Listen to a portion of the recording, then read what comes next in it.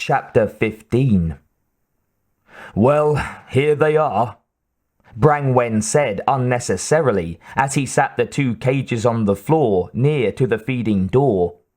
He was puffing from exhaustion and completely stressed out by those fools down at the animal shelter. What difference did it make to them what he did with the animals, he wondered irritably, when it meant two fewer animal mouths for the city to feed? Both Darcy and Mr. Eddington came forward curiously, while Michael shrugged off the green jacket he'd worn to the shelter. He wasn't a total idiot. They'd never have given him the cat and the dog had they seen his lab coat. As it was, he'd lied through his teeth on the adoption forms. Yes, of course there's someone home to walk and feed them. No, I won't have the cat declawed." "What did you get?" Damon asked eagerly. Michael thought the man was looking worse with each passing hour. Gone was the unique, deep-thinking gaze that had impressed Michael so much. In its place, on Eddington's face, was a mask of gaunt desperation. "A cat and a dog," Michael said testily. "That's what we all agreed on." "I know that," Eddington said sharply. "What kind?" Darcy bent and undid the catches on the smaller carrier, then flipped open the lid. Wide yellow eyes, surrounded by a ruff of thick orange fur, stared mistrustfully up at her, and the feline meowed harshly as she lifted it from the box. Darcy ignored the noise and scratched the cat's head.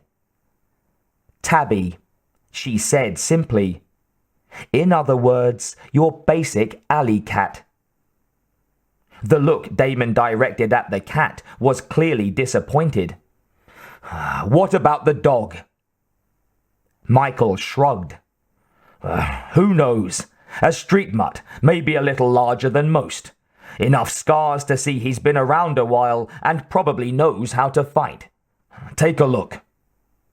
He flipped the latch on the dog's case and opened the door, then reached inside and found the leash still attached to the dog's collar. After a few seconds of steady tugging, the dog came out. Not particularly friendly, it kept its ears flat against its skull as it eyed the room and its occupants with suspicion. It didn't bother to acknowledge the cat in Darcy's arms. The dog's tail stayed tucked protectively between its legs. "Crap!" Damon said in disgust. "That thing probably doesn't weigh 40 pounds. 42, Michael said pointedly. "And he's the biggest one they had. When I told them I was interested in something bigger, they told me anything larger than 45 pounds is euthanized if it's not picked up by the owner within 2 days. They're so seldom adopted, they don't even bother offering them to the public." Michael watched as Eddington extended his hand towards the dog experimentally, and the dog gave a low growl and backed up a couple of steps until it hit the end of its leash. "Well, at least he's not fawning over us," he offered. "He might as well be," Eddington grunted. "He's too small to do much else." "There's always the newspaper," Darcy suggested. "We could check out the ads, see if we could come up with something better." Michael looked doubtful. "I think those are almost always puppies. Most people who get rid of full-grown dogs are picky about where they go. You know, the free to a good home syndrome." "Well, this is what we've got, so let's just try them and see what happens," Eddington cut in. "Maybe they'll do the trick." He turned his back and headed for his recording console, and Michael shot a glance at Darcy. Her shrug and curt nod said it all. "I doubt it." "Okay, I'm ready." For the first time since he'd barged into the apiary this morning, ranting like a madman, Eddington looked almost like his old self again. Alert, eager, his eyes sharp and focused as his gaze tracked Mozart in his cage. "You can put them in at any time." "Here we go," Michael said. He inclined his head, and Darcy gave a final, companionable rub on the cat's head. The thing had been purring for the last 10 minutes, and although Darcy's face was as cool and expressionless as it always was, Michael was certain she felt like a traitor to the animal. But work came first, and she leaned over and pushed the tabby into the smaller one-way feeding channel that led to Mozart's cage. "So long, furball." Without letting himself think about it, Michael did the same with the dog, avoiding a bite when he shoved on the dog's rump only because the interlocking entry valves automatically closed and prevented the dog from coming back at him. "He's in." "There you go, Mozart," Darcy said softly as she knelt close to the window and peered into the alien's cage. "A couple of visitors for you." Michael saw Damon tense at his console, then jab at the record button as Mozart caught sight of the animals and stalked towards them. The older man's breath caught in his throat, and he had a fleeting moment of empathy for the composer. What would the alien sound like when he screamed? Would it be as beautiful as Damon believed? A sound trickled through the speakers, but it was devastatingly disappointing. Nothing more than one of Mozart's dark hisses, a sound that reminded Michael, and no doubt Damon and Darcy, of a noise he'd heard only from film discs. The drawn-out sizzling of red-hot iron dipped in water. The cat squalled suddenly, followed immediately by an admirably savage snarl from the dog that made Michael's eyes widen. Whatever the canine had learned from life on the streets, it had become quite adept at making itself sound larger than it was. But for Mozart, hardly a challenge. A blur of bluish-black motion, and it was done. As difficult to Mozart as stepping on an ant was to a man, like the hand of God descending and wiping out someone or something's existence with barely a warning. 4 seconds of silence, and Damon's shoulders slumped as he pressed the end record button. "It's not enough," he said dejectedly. "These animals they were nothing. Nothing. Can you hear him now? He's laughing at us, for God's sake. Cats, dogs, to him these are only contemptible amusements." His hands came up, and he rubbed jerkily at his face, then looked at his palms oddly. Michael wondered briefly if Eddington was hallucinating. "We need something bigger. Sheep, cows, bulls, for God's sake. If we don't give him something he finds competitive, this is all he'll ever give us. Hissing, nothing more." Neither bioengineer said anything, but Darcy's eyes were narrow as she glanced Michael's way.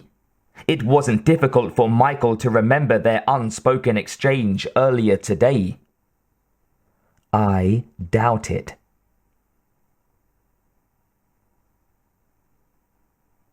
The cow turned out to be as worthless as the sheep did, and privately Michael thought the apiary was starting to smell like a barnyard, as well as occasionally sounding like one. He had been vaguely worried that people on the streets would notice the crates on the loading docks outside, and wonder why a concert hall would be unloading animals. But no one ever did. Once inside and emptied, the containers stunk of animal sweat and manure, and the group was stuck with them for days until workmen were found who were security cleared to come into the apiary and haul them away. Michael had seen Darcy, whose demeanor was usually so cool and unaffected, sniffing the arms of her jacket with a repulsed look on her face as she realized that the smell of the animals was seeping into all of their clothes. The alien had made short work of the cow, which had done nothing but freeze in place and low mournfully as Mozart disemboweled it.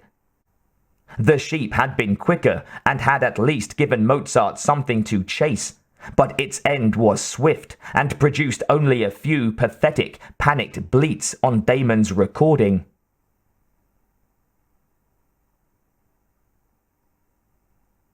The three of them endured each other's monotonous company for 4 endless days before the crate from India finally arrived. The creature inside it packed a lot more force and raw strength than anything they'd pitted against the homeworld lifeforms so far. As revolted as he was by the continued killings and by the sight of Mozart's messy but methodical feasting afterward, the expectant atmosphere was contagious, and Michael couldn't help being excited about the struggle to come, though not nearly as electrified as Eddington was. When the crate finally arrived, Eddington had become so much of a basket case that he could barely communicate with Michael and Darcy. His words tumbled over each other, and he left sentences dangling and directions incomplete. It was a good thing the 2 bioengineers had worked enough with Eddington to know the details of each attempted recording session. "Get ready to let him loose," Eddington said. His voice was shrill. "1, 2, 3, now!" He slammed a hand onto the record button and watched, eyes bulging, gaze fixed on the view into the cage, ears attuned to every pinpoint of sound the earphones would feed into his head. The workmen had carefully pre-positioned the crate at the entrance to Mozart's cage and made the hookups. And now Darcy hit the lever that simultaneously lifted the front of the shipping container and slid open the largest of the entries into the alien's enclosure. Inside, Mozart advanced almost carelessly, lulled by the docile animals pitted against him before now, expecting another easy kill and subsequent meal. Stupid but ill-tempered, the wild Gore bull shook its head and snorted, then lowered its head and lumbered all the way into the cage. When its red-rimmed eyes fixed on the alien, it bellowed. The noise was loud and long, and the animal sounded like a massive horn reverberating inside the chamber. The sound rose and fell, punctuated with the huffing of its solid breathing as it leaped sideways, hoofs scraping along the textured plastic of the floor in a move surprisingly quick for an animal of its size and bulk. Still unsuspecting, Mozart went into a half crouch and began to advance as the Gore bull tensed, and its massive head dropped as far as it could on its shoulders. Stronger, this one, clearly a warning. Mozart moved closer, unaffected by the animal's noise, still apparently assuming that this was another of the placid creatures he'd already faced over the past week. It was a significant misjudgment, and the alien was unprepared for the bull's heavy-bodied charge and the long curving horn that pierced his left side, sliding neatly under the rows of armored ribs as the steer's weight drove him backwards. Acid blood sprayed the bull's face, and it went crazy with pain, lurching and almost going down on forelegs that suddenly seemed far too small to support its weight. Its balls filled the speakers, escalating to a frenzy as Mozart's screams of pain and fury joined in, and the alien began swiping at the bull with razor-edged claws, splitting the animal's thick hide in a dozen places. Outside the cage, Michael glanced quickly at Darcy, then at Eddington. The musician was rapt with attention, his fingers sailing over the dials and levers on the recording console. "Listen to him sing," Eddington managed. He raised one hand, spread the fingers, then folded them into a fist. "It's wonderful," like catching lightning in your hands. A roar of agony poured through the speakers. Michael spun back to the cage's window and saw that Mozart had his long, sharp fingers wrapped around his opponent's horns. Suddenly, the alien twisted his lower body so that his tail was at right angles to the rest of him, and then flipped the segmented length of flesh like a whip against the bull's muscled flank. As the Sin Sound team watched through the window, transfixed, the gore bellowed louder and tried to pull away, only to find Mozart's tail wrapped securely around its brawny shoulders. In a final, thunderous bout of speaker fuzz, Mozart ripped the bull's head completely off its torso. For a few seconds, there was silence.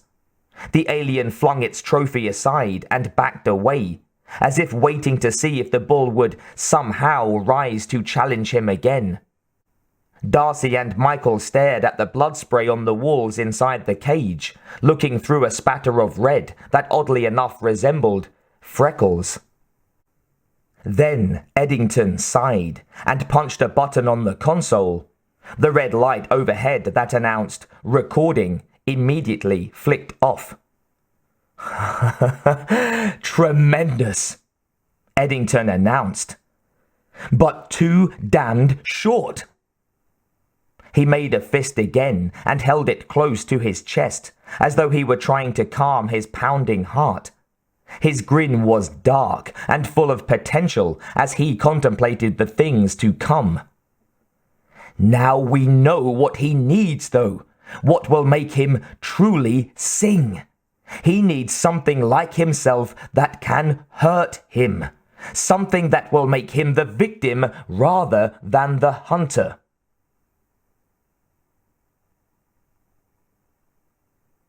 Thus far, Darcy had been the person elected to approach Ahiro on an as-needed basis, and she didn't hesitate now. She had no idea how or what Ahiro was going to do to make Eddington happy, but that was his problem. One need only do the math to figure it out. She and Michael could merely work with what they had. If Ahiro did not supply the raw material, they could not be held responsible for a lack of results. Darcy was becoming more suspicious about Eddington by the hour, but when she voiced her concerns to Michael, he brushed them off. Don't worry about it," Michael said. "You're probably right. More than likely he is addicted to something or the other. So what? You know the statistics. 80% of the artist and musician population are users. They take everything from jelly to marijuana, though the green stuff's nearly impossible to get nowadays. Most of them will die before they see the age of 40. "I don't want to work with a junkie," Darcy said stiffly. "I don't think they can be trusted. They're not stable." "No offense, but when did Damon Eddington ever seem stable to you? Nothing about this project is normal," Michael shrugged. "Morals have their place, Darcy, but Sinsound isn't a big champion of the majority.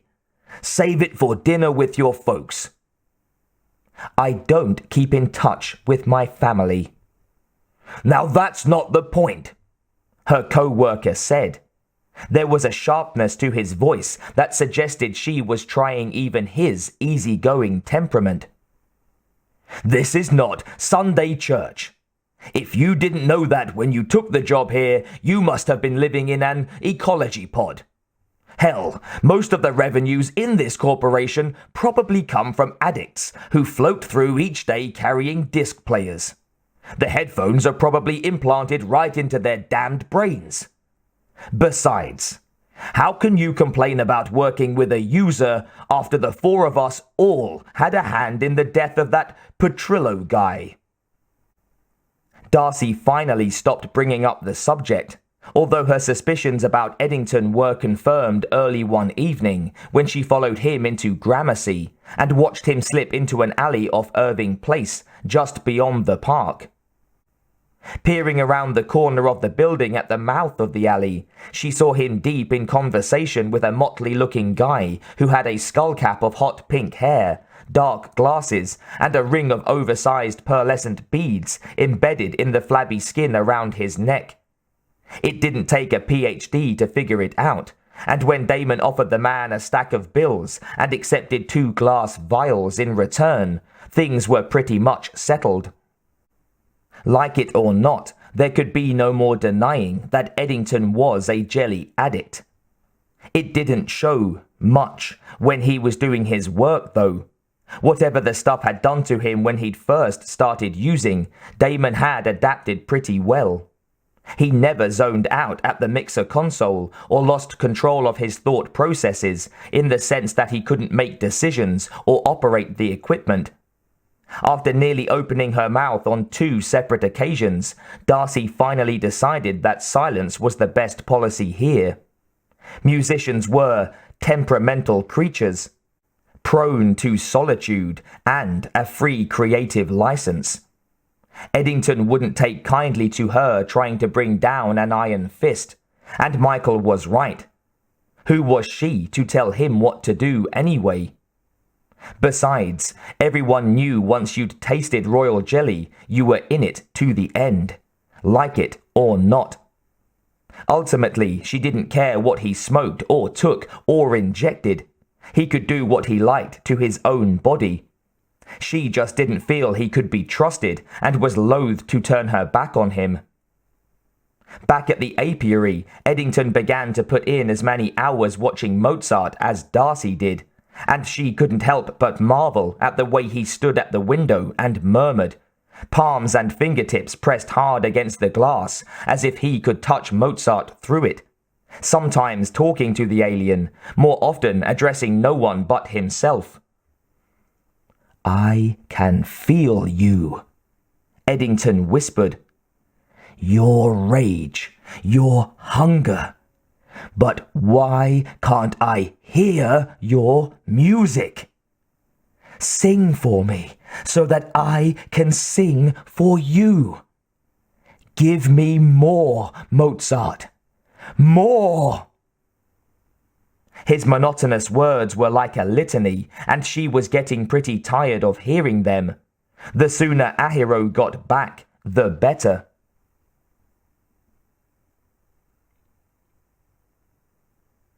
Darcy had almost given up and gone home when Ahiro and 2 of his companions finally arrived with another animal crate. Ahiro led the way, steering the crate while the others pushed it along on a wheeled platform. On his way to the bathroom at the rear of the apiary's outer chamber, Damon froze at the sight of the covered container. The expression on his face a mixture of anticipation and misgiving. In his usual fashion, Ahiro did not smile or elaborate. "We have a beast for it to fight," he said simply. He and his men didn't wait to be told to slide the container into the loading position at the feeder door. What is it?" Damon's eyes were wide and beginning to fill with wild hope. "It is extremely fast," Ahiro said, "with fangs and claws and the ability to defend itself." Without another word, he grasped the heavy green canvas draped over the crate and pulled it away. Darcy gasped, and her hand went to her throat as a feral growl rumbled out of the exposed cage. Cautiously, she moved forward with the others for a better view. Inside the rough cage was a sleek and beautiful black panther with glittering golden eyes. At the sight of the people, the animal's mouth twisted into a snarl filled with sharp white teeth. "You must have gotten this from the Bronx Zoo," Darcy exclaimed. "How on earth did you get it out?" We do what is necessary to please Mr. Eddington and to continue the project, Ahiro said. He didn't bother to elaborate, as his men used poles to reposition the front of the crate until it was pressed against the sealed entrance to Mozart's cage. When the end piece was pulled free, he jerked his head towards his two companions, and they bowed slightly and slipped out of the apiary. Well, I just hope you weren't seen, Michael said in a worried voice. Who cares where it came from? Damon said excitedly. He was giggling like a schoolchild, pacing at the rear of the panther's cage, his movements making the cat emit a steady warning growl. Finally, we've got something that will give Mozart a real fight. This will be wonderful. I know it. He chuckled, then practically vaulted to his recording console, laughing outright as the panther hissed and swiped a paw between the bars of its cage at the movement. It took less than a half minute for him to rub his hands together gleefully and announce, "I am ready." Everyone in the room seemed to stop breathing as Ahiro tossed the canvas back over the cage so that the animal inside wouldn't claw at him. Then he leaned forward and pulled the switch that opened the final barrier between it and Mozart's enclosure. Staying carefully expressionless, Darcy saw Damon smile maniacally as he hit the record control, and his fingers poised expertly over dozens of controls on the recording console. Ahiro's eyes were narrow and watchful, his merciless gaze riveted on the door to Mozart's cage as it slid open. Only Michael was frowning, his face pale around his wide eyes, as if he already knew the fate of the exquisite black cat. But didn't they all? When the door began to open, the caged animal dropped instinctively into a crouch and pulled its lips back to show those fabulous pointed teeth. There was nothing reticent or timorous about this cat, and the instant the gap was large enough, the panther sprang. A savage snarl filled the speakers as Mozart backstepped in surprise, then twisted away reflexively as he sensed the animal hurtling towards him in mid-air. When the panther struck the alien, it landed on his back and sank the claws of all four paws deep into Mozart's outer husk. The enraged scream that Mozart gave as the panther's teeth slashed at the back of its plated head sounded like a combination of overloaded boiler steam and maddened elephant. The alien whirled crazily as it tried to throw the cat off, tail thrashing in the air until its barbed end scraped the panther's flank and parted skin and fur. The cat's yowls joined Mozart's shrieks of pain, and it released its hold and leaped away sideways before Mozart could grab it.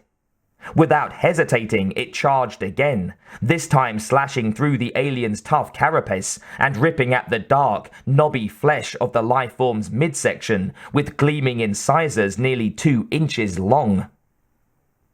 Outside the cage, Darcy gasped and stepped up to the glass. "The panther's going to kill him!" She had to shout to be heard over the pounding noise coming through the speaker setup, and Eddington had no inclination to lower the volume. Rather, he seemed to be riding the waves of sound, swaying on the vibrations hammering through the apiary.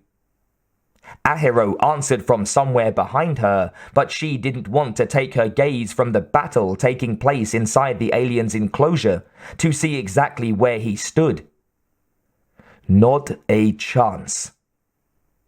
She sensed his amusement and decided he was patronizing her. His disdain made her want to slap him. Setting her jaw, she started to turn to scowl at him. "But what if it does?" she demanded. "Then we'll—" "Look!" Ahiro commanded. She spun and cringed openly, feeling sudden sympathy for the cat as she registered the sight. Ahiro was right, of course. The panther had the spirit, but never, in reality, a genuine chance. Separated by the wall of unbreakable glass, Mozart was a mere 4 feet away, and Darcy had a detailed view of the front grip that Mozart had managed to gain on his adversary. Scratching and biting viciously to the end, the cat was flipped onto its back and eviscerated, while it was still struggling within the spiked hold of the alien. Its final scream of torment mixed with a sound from Mozart that was very much like a call of triumph. "This is beautiful, exquisite." He was talking out loud, but it didn't matter. None of the others could hear him over the screeching of the panther and the shrieks of Mozart. "Just listen to it! Fierce, orgasmic, consuming. There is so much I can blend it with," he thought deliriously. "Hens, Corigliano, Shostakovich, Honegger, Hofhannes, Nancaro. All those 20th century apostles of rage and soul-grinding sorrow. How easy it would be to close his eyes and listen forever to Mozart as he envisioned his magnificent compositions to come." The music stopped. "No!" Damon leaped to his feet so quickly that his chair fell backward and landed with a crash on the floor that made the rest of the room's occupants jump. "Where did the music go? It must continue!" His hands twisted into claws, and he wanted to dig them into his own face in disappointment. "Damn it! That was too easy!" His fingers closed into a fist as his eyes squeezed shut and his head tilted back. Tears of rage burned small, wet trails down his cheeks, and his chest heaved. "It wasn't enough. I need more!" "Mr. Eddington," Ahiro said quietly, "perhaps I can provide you with another animal, something larger." Damon sank to his knees in front of Mozart's cage. Inside, the alien was already beginning the process of stripping the panther's flesh, feeding a voracious appetite that seemed never to be satisfied. "Another animal," Damon whispered. "What animal? Look at him, Ahiro. A few minutes ago, he was injured, cut in a dozen places by the panther. Now he looks fine and eats the same animal that wounded him." Damon let his head fall forward in defeat, resting his overheated forehead against the cold glass. Perhaps this was what Sinsound and Keen had aimed for all along, to humiliate him, force him to surrender to the company's idea of music, and use his fine composition skills for their profit. If so, he'd never felt so close to giving in. "It's no use. I'll never succeed in this project.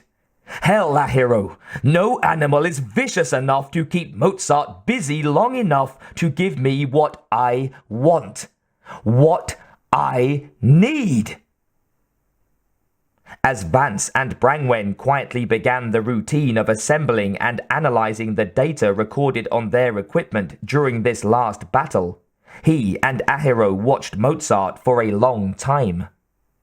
Finally, Ahiro took a pair of tight black gloves from his pockets and tugged them on, then spoke in a voice that was soft and distant and vaguely ominous. "I believe there is one such animal, Mr. Eddington," he said. "Give me time to capture it."